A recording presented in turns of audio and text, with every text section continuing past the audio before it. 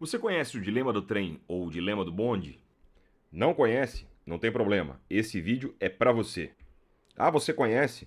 Não tem problema também. Este vídeo também é para você. Afinal, será que você consegue resolvê-lo de forma convincente? Independente de qual for o seu caso, não sai daí. O vídeo de hoje é sobre este clássico da filosofia moral. É logo depois da vinheta.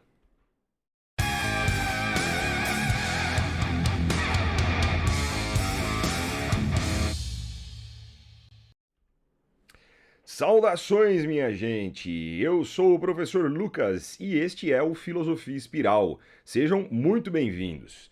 Antes da gente começar, eu preciso te pedir um favorzinho. Eu preciso que você, por favor, se inscreva aqui no canal, ative o sininho para notificação de novos vídeos que eu irei produzir, que você possa curtir este vídeo para dar uma força ao trabalho que eu estou desenvolvendo aqui, que você comente o que você achou desse vídeo, ou se você tiver alguma pergunta, ou enfim, o que você quiser comentar aqui, e que você compartilhe esse vídeo nas suas redes sociais para que mais pessoas possam pensar, né, na filosofia e conheçam esses grandes dilemas filosóficos.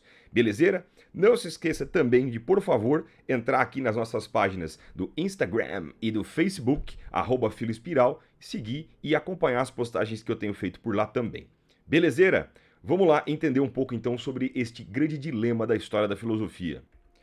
A boa e velha filosofia, ela não está fazendo o seu trabalho certo se em algum momento ela não tirar a gente da zona de conforto. Concorda? Então por isso que hoje eu trouxe para vocês um dos dilemas mais clássicos da história da filosofia moral, que é o chamado dilema do trem ou dilema do bonde. Dá uma olhada nisso aqui, ó. Acredito que alguns devam conhecer esse dilema muito famoso, outros talvez não conheçam, mas a seguinte situação, problema é apresentada a você.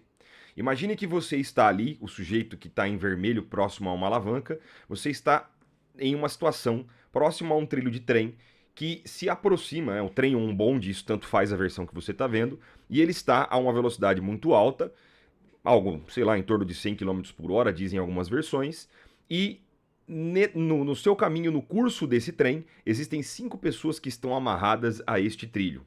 Você, diante dessa situação, fica desesperado porque o trem está sem freios e você não tem como pará-lo efetivamente. Ou seja, se o trem seguir o seu curso normal, ele vai acabar assassinando 5 pessoas.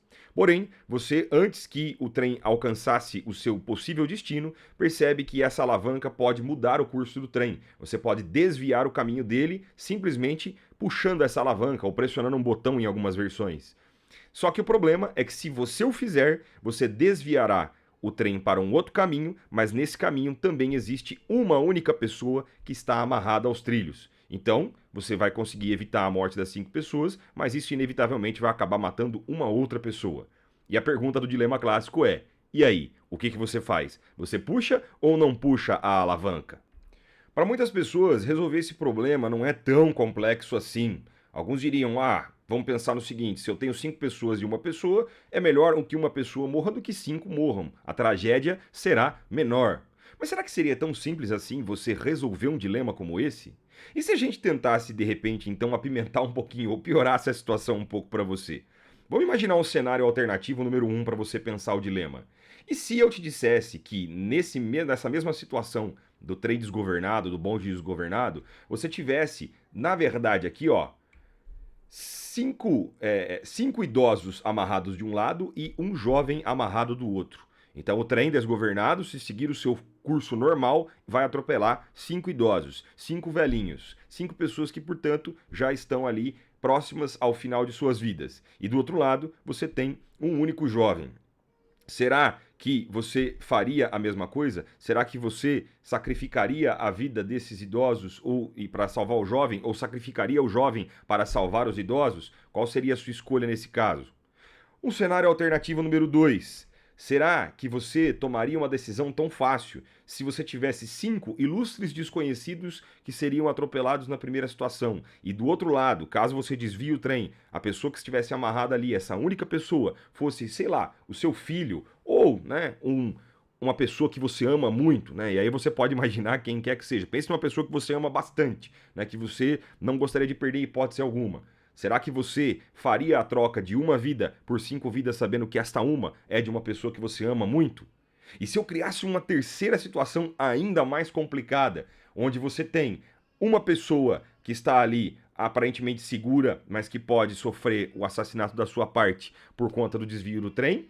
E você tem ali 5 pessoas também amadas. Então veja só, agora você tem as 6 pessoas envolvidas na situação, são pessoas que você gosta muito, que você tem um apreço enorme e que você, né, quer o bem de todas elas. Será que você seria capaz de sacrificar uma pessoa em nome de outras 5 que você também ama? Eu acho que você já percebeu que quanto mais variáveis a gente puder introduzir a esse dilema, talvez ele fique até mais complicado de resolver do que se fossem simplesmente 6 ilustres desconhecidos que podem ou não ser atropelados dependendo do rumo que eu dou para um certo trem. Algumas pessoas discutem que, independente da situação que você está discutindo, se você não interferir no rumo do trem, você então, de certa forma, ao ter a possibilidade de acionar a alavanca e salvar a vida delas, você estaria agindo de forma imoral. Por outro lado, outras pessoas dizem que se você interfere na situação, você acaba se responsabilizando pela morte daquele único indivíduo que aparentemente estaria seguro, mas você joga o trem para cima dele, certo? Ah, mas daí eu salvei a vida das 5 pessoas. Bom, mas diga isso para a pessoa que vai ser sacrificada. Será que você obteria tanta concordância? Será que ela ficaria tão feliz com o que você vai fazer? Será que é realmente moral você alterar o rumo das coisas simplesmente alegando que isso vai promover um mal menor? E se você está esperando que eu vou resolver o problema para você, que eu vou chegar com esse dilema aqui e falar, não, na verdade existe uma coisa que você pode fazer que resolveria todos os seus problemas. Eu sinto lhe informar, mas você está muito enganado. É claro que na boa e velha filosofia nós temos aqui o que a gente chama de dilema, ou seja, um problema de dificílima solução. Muitos e muitos teóricos já se debruçaram sobre esse tema e nós poderíamos tranquilamente pegar grandes teorias da história da filosofia, teorias do campo da ética ou no campo da moralidade, para tentar responder o que seria o certo a se fazer numa situação como essa. Para o vídeo de hoje, eu queria falar para vocês um pouco sobre o chamado utilitarismo ético, uma corrente de pensamento que vai surgir no final do século XVIII e que vai predominar em algumas regiões da Europa no século XIX. Os seus grandes representantes são esses dois caras que você está vendo aqui. O filósofo Jeremy Bentham, que viveu de 1748 a 1832, então na transição do século XVIII para o século XIX, e um herdeiro dos seus pensamentos, o filósofo John Stuart Mill, que viveu aí de 1806 a 1873.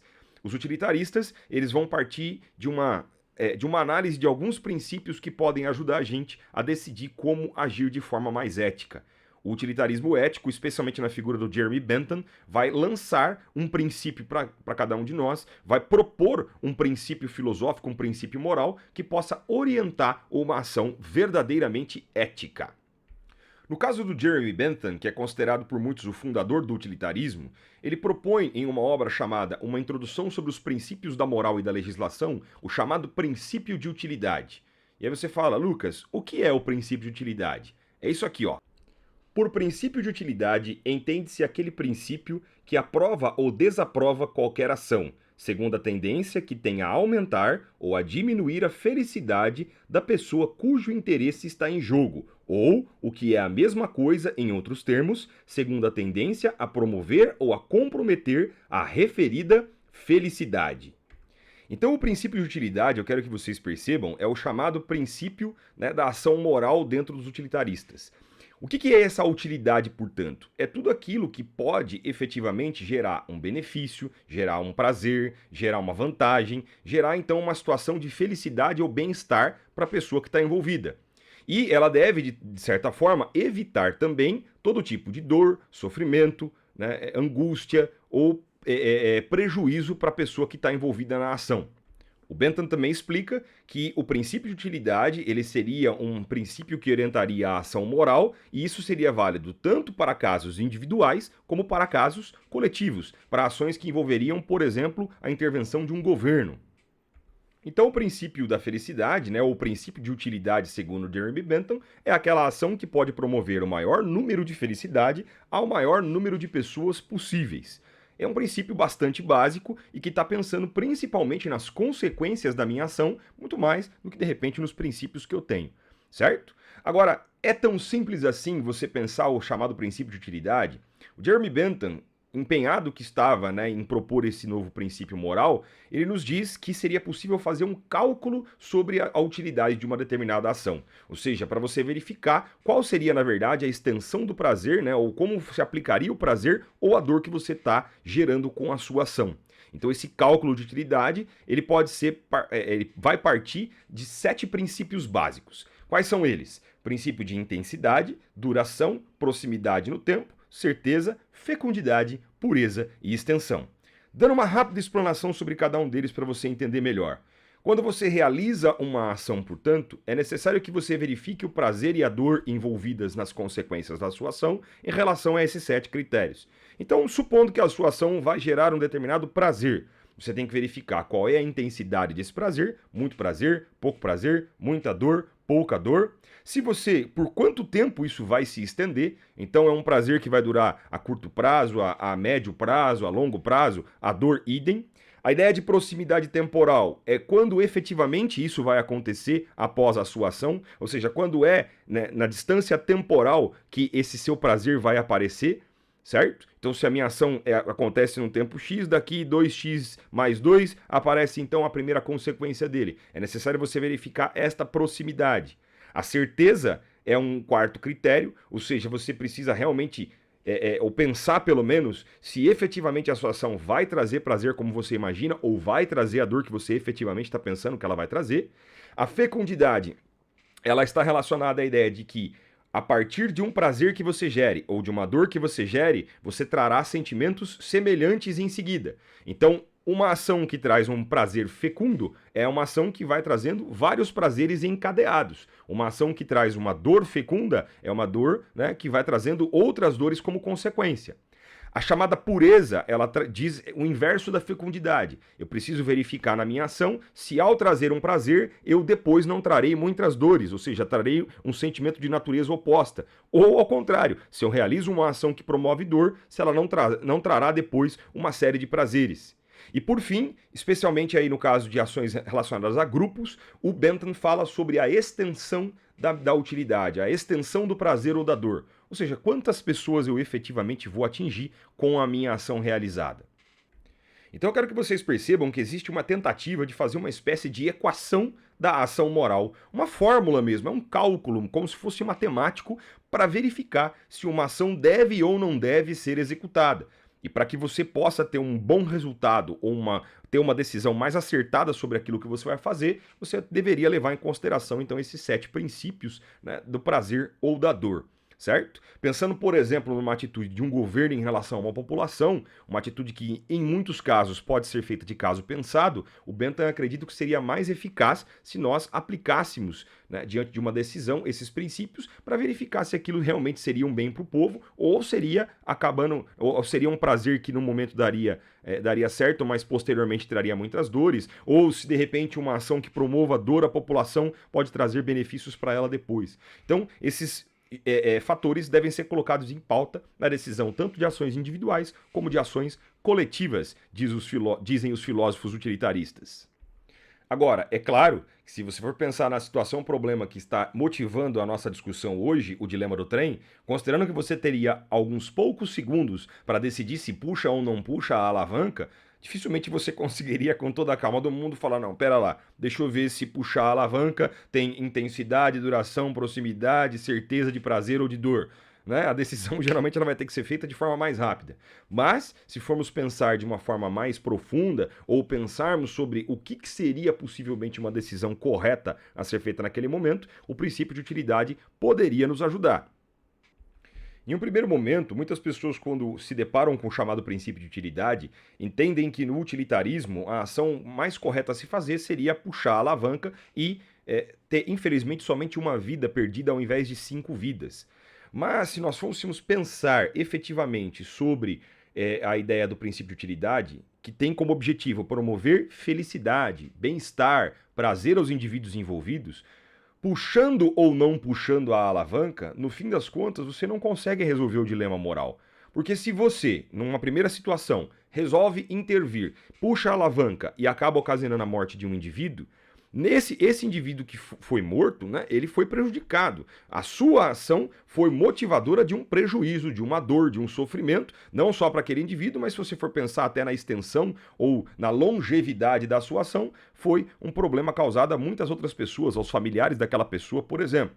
Por outro lado, se você está na situação de estar ao lado da alavanca e simplesmente se abstém e fala, não vou fazer nada, vou deixar o trem seguir o curso dele, e ele acabar matando 5 pessoas, podemos dizer que você decidiu, ao não fazer a interferência, acabar também afetando a vida dessas 5 pessoas. Afinal, a morte delas também poderia ter sido evitada se você tivesse pressionado a alavanca. Ou seja, a pior coisa que pode acontecer é você estar diante de um dilema desse, efetivamente. Melhor mesmo seria você não estar lá para ter que decidir. Mas, caso você tivesse que fazê-lo, uma ação ou outra, elas dificilmente seriam consideradas ações éticas ou ações efetivamente moralmente aceitáveis para os utilitaristas, porque em ambos os casos sempre existirá um grande prejuízo, que será a perda da vida de 5 ou de um indivíduo, certo? Então, ainda que possa parecer mais benéfico você matar apenas uma pessoa ao invés de 5 pessoas, pelo princípio de utilidade que procura trazer o prazer e evitar a dor, em qualquer situação que você esteja, você infelizmente só vai trazer mais dor do que todo prejuízo possível. Então, provavelmente, pela vertente utilitarista, a gente não consegue resolver o famoso dilema do trem e o dilema do bonde. E aí, gostou da reflexão? Acha que o utilitarismo ia te ajudar de alguma forma? Coloca aqui nos comentários para eu saber o que você pensa e o que você faria, né? Coloque aí a sua opinião, inclusive em relação aos casos alternativos que eu apresentei, se você acha que as variáveis elas facilitaram ou dificultaram a decisão para você. E claro, eu não poderia me despedir sem pedir, por favor, mais uma vez, para que você se inscreva aqui no canal, ative o sininho para notificação dos novos vídeos, clique em gostei, isso me ajuda demasiadamente. E isto pode ajudar mais pessoas também a conhecer um pouco sobre essas reflexões de ordem moral. Compartilhe esse vídeo nas suas redes sociais, marca a gente lá, o Filosofia Espiral, certo? Deixe que a filosofia chegue a mais pessoas, beleza? Por favor. E claro, não deixe de entrar nas nossas redes sociais, de seguir as nossas páginas, @filoespiral, tanto no Instagram quanto no Facebook, e também divulga essas páginas aí para as pessoas. Tem dicas de livros, tem dica de série, dica de filme, tem frase filosófica para você pensar, tem bastante material que a gente está produzindo lá para poder levar a filosofia a mais pessoas. Por hora, eu agradeço demais a atenção de vocês e nós nos encontramos então num próximo vídeo. Um grande abraço a todos e tchau!